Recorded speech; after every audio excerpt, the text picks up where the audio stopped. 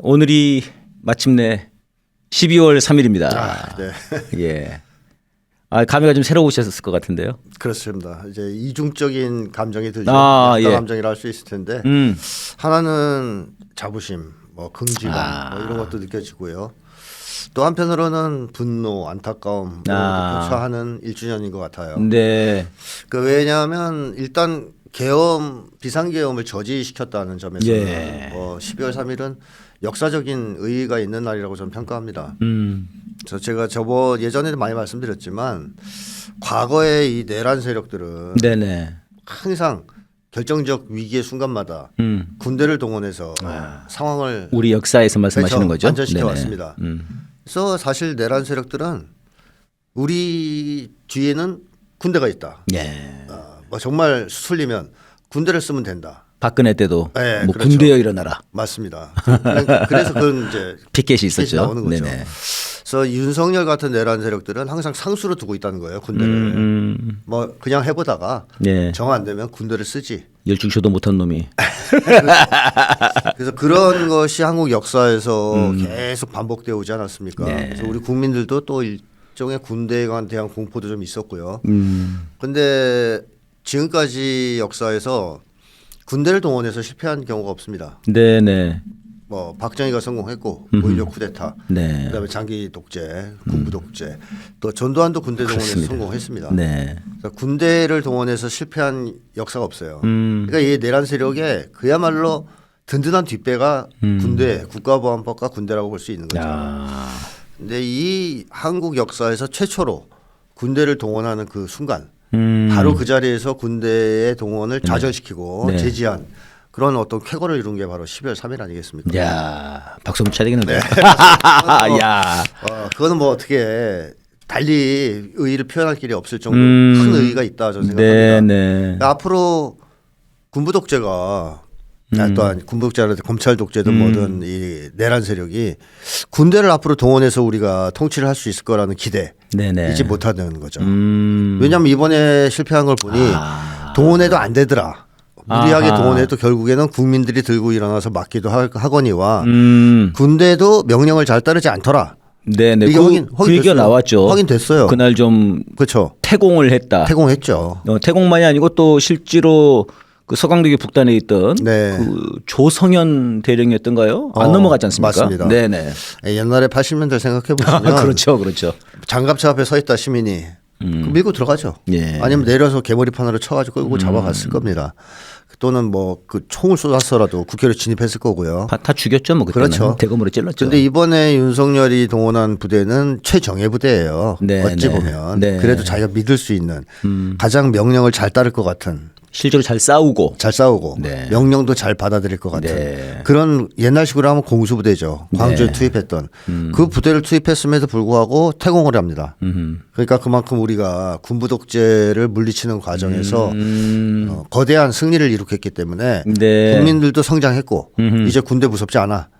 또 그리고 군대가 우리 국민을 향해서 총을 쏠 거라는 생각 안 한다 우리는. 그런 정도 믿음이 있다. 이게 국민들 속에 형성된 믿음이고 군인들도 그래요. 정치에 개입하면 안 된다 군이. 그리고 군이 국민을 향해서 총구를 겨누거나 쏘는 방아쇠를 당기는 것은 있을 수 없는 일이다. 이게 군대 내부에도 거의 형성되어 있는 한국인 전체의 집단 심리라고 할 수 있습니다. 이것 때문에 실패한 거라고 봐야 되지 않겠습니까? 지난 계엄이. 그러니까 우리 역사에서 이제 더 이상 내란 세력이 군대를 동원해서 정권을 탈취하거나 독재를 실시하는 일은 영원히 물 건너갔다. 이렇게 평가할 수 있는 사건이 지난 12월 3일 이제 비상계엄 제지 사건, 저지 사건이었다. 이렇게 얘기할 수 있습니다. 그러면 굉장히 역사적인 사건, 역사적인 의미가 있다고 좀 평가해요. 그러네요. 군대를 동원해서 이제 안 되네. 이거를 이제 확인한. 그렇죠. 이제는 사법부밖에 없는 것인가? 그렇죠. 이제 희대밖에 없어. 이제 희대밖에 없는 건가? 그렇죠. 검찰 독재도 실패한 거거든요, 사실상. 그렇죠. 왜냐하면 윤석열이 검찰 독재로 국민들을 막 엄청 겁박하고 위협하고 실제로 뭐 엄청난 압수수색에 뭐 증거 조작에 이런 짓을 해도 국민들의 저항에 부딪혀서 결국 위기를 맞이한 거 아니에요. 그래서 군대를 동원한 거죠. 그걸 안 되니까.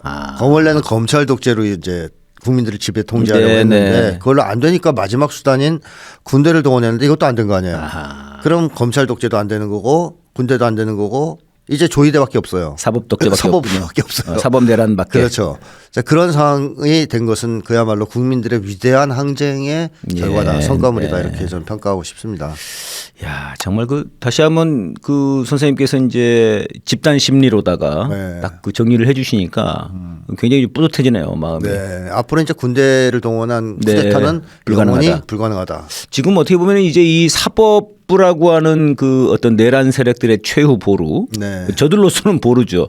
우리로 봤을 때는 이제 뭐 이거 제끼고 넘어가면 되는 건데요. 근데 이거 하나 정도 남은 거네, 그러면요. 그렇습니다. 네. 근데 그게 우리에게 이제 뿌듯함을 주는 원천이고 또 한 가지는 안타까움인데 분노는 안타까움인데 야, 1년이 지났는데 그러니까요. 어떻게 처벌받은 놈이 하나도 없나. 그러니까요. 아직까지. 어떻게 내란 종식을 한다고 우리가 그렇게 외쳤는데 어떻게 내란 종식이 전혀 안 되고 있는 것 같다. 되게 지지부진하다 하는 이런 분노 내지는 답답함, 울분 이런 걸 토로하는 분들이 많지 않습니까? 그렇습니다. 그게 제일 아쉬운 점이에요. 1년이 지났는데 아직까지 내란 종식에 성과가 별로 없다는 거. 근데 하나는 그런 이유를 들 수 있을 것 같은데 뭐 제 개인적인 생각입니다만 이재명 정부에서 내란 종식을 위해서 속도를 내기 힘들었던 이유. 그거는 미국이 강력한 압박을 가하면서 관세 협상을 지금 요구했지 않습니까? 그때 미국에 쥐고 있는 카드가 내란 세력이에요. 제가 볼 때. 이재명 정부를 협박하기 위해서 내란 세력을 지원하고 또 한국 내에 있는 친미 4대 세력 또 각종 스파이망 이거 총동원해서 이재명 정부를 압박했을 거란 말이에요. 야 까불면 너희 정부 엎어버린다. 윤석열 빼주는 수가 있다. 이런 식으로. 뭐 서명해 여기다가 빨리. 빨리. 협상에다가 우리가 요구하는 거 다 들어줘. 다 들어줘. 자 이런 식으로 압박을 하다 보니까 이재명 정부가 내란 척결을 향해서 힘있게 강도 높게 힘을 붙여서 내란 청산에 나서면 분명히 미국에서는 자기들한테 저항한 거로 여기고 방해했을 가능성이 높아요. 내란 청산 반대. 그러면서 뭐 전환길한테 힘 실어준다든가. 그러니까 이재명 정부 입장에서는 내란 청산을 하고 싶어도 속도가 안 나는 거죠. 속도를 내기가 힘든 거죠. 미국 때문에 압력 때문에. 근데 그나마 일단 결과가 별로 좋지는 않지만 미국과 협상을 타결했고 그 이제 한 단계 넘어갔고 트럼프한테 정부 입장에서는 왕관 씌워 보냈단 말이에요. 자, 너 좋아하는 왕관 쓰고 꺼져. 그러니까 트럼프가 가서 이재명 정권 지지해 나는 이러고 갔단 말이죠. 그러니까 내란 세력 이제 더 이상 난 뒤에서 조종하지 않겠어. 어느 정도는 그런 정도의 약속을 해준 거란 말이에요. 자, 그러면 이재명 정부 입장에서는 내란 청산은 지금부터라고도 하는 거죠. 지금 이 기회를 놓치면 내란 청산, 내란 종식은 어렵죠. 그래서 저는 그런 예상을 했습니다. 이 미국과의 협상이 일단락되면 이재명 정부가 이재명 대통령이 내란 종식의 속도를 좀 높이지 않겠느냐 이런 이제 예상을 했는데 또 이제 지난번에 저희 이 싸대기 방송에서도 지금이 내란 청산의 적기다. 그런 얘기했죠. 지금 못하면 이제 못한다. 영영 못하고 그럼 질질 끌려다니고 그렇죠. 지방선거 오고 맞습니다. 그런 말씀을 하셨었죠. 맞습니다.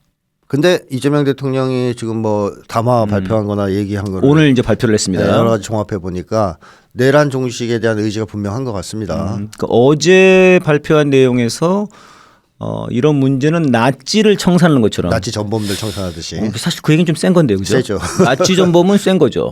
근데 사실 뭐 같은 거죠. 뭐 나치 전범보다 착하다고 볼 수 없는 놈들이에요. 그러니까 그런 태도로 내란 청산을 해야 된다는 얘기를 하셨고 또 어제가 오늘 나온 담화에서는 내란 저지른 자들을 정말 하나도 남김없이 처벌해야 된다. 그래서 정의로운 통합을 이루어야 된다는 얘기를 했습니다. 그러니까 이 정의로운 통합은 내란을 청산한 다음에 이루어지는 통합입니다. 저희들은 이게 또 통합 그러면 괜히 마음이 벌써 쟤는 적폐들이랑 통합하면 안 되는데. 그렇죠. 약간 여기 이제 워낙 그 낙지랄지 이런 쪽에 너무 당해가지고 우리가 근데 이제 그게 좀 다른 거다. 내란 세력을 그대로 두고 통합하면 그거는 부정의한 통합. 사실은 분열을 초래하는 그 길이죠. 그래서 이재명 대통령이 정의로운 통합이라는 표현을 쓴 것 같아요. 정의로운 통합은 내란 세력 청산한 이후에 이루어지는 통합. 그거에 기초해서.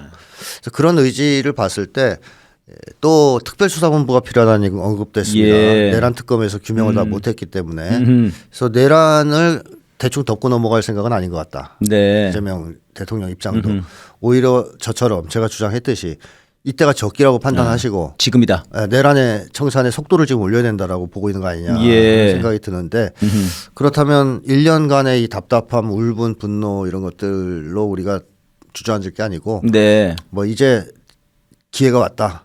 어떻게 보면 아주 중요한 호기가 왔다. 이런 생각을 가지고 내란 종식을 위해서 온 힘을 기울일 때가 아니냐. 지금이. 네, 그런 생각도 듭니다.